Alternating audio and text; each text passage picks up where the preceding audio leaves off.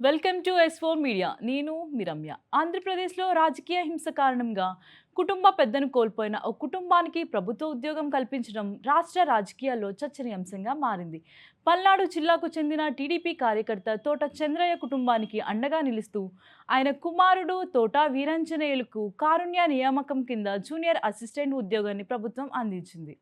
ఈ నియామక ఉత్తర్వులను గుంటూరు జిల్లా కలెక్టర్ అందజేయగా రాజకీయ హింసలో బాధిత కుటుంబానికి ఈ తరహా ప్రభుత్వ ఉద్యోగం ఇవ్వడం రాష్ట్రంలో అరుదైన నిర్ణయంగా పరిగణిస్తున్నారు.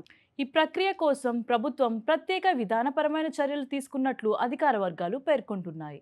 మంత్రి నారా లోకేష్ ఈ అంశంపై ప్రత్యేక శ్రద్ధ చూపారని, రాజకీయ కారణాల వల్ల జీవనాధారం కోల్పోయిన కుటుంబాలకి సహాయం అందేలా చర్యలు చేపట్టినట్లు అధికార పార్టీ నేతలు చెబుతున్నారు. మరోవైపు ఈ నిర్ణయంపై ప్రతిపక్ష పార్టీలు భిన్నాభిప్రాయాలు వ్యక్తం చేస్తున్నాయి.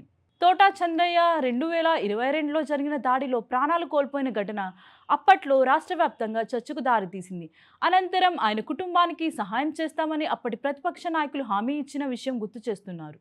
ప్రభుత్వం తీసుకున్న తాజా నిర్ణయాన్ని అధికార పార్టీ సామాజిక బాధ్యతగా అభివర్ణిస్తుండగా ప్రతిపక్షాలు విధానపరమైన అంశాలపై ప్రశ్నలు లేవనెత్తుతున్నాయి.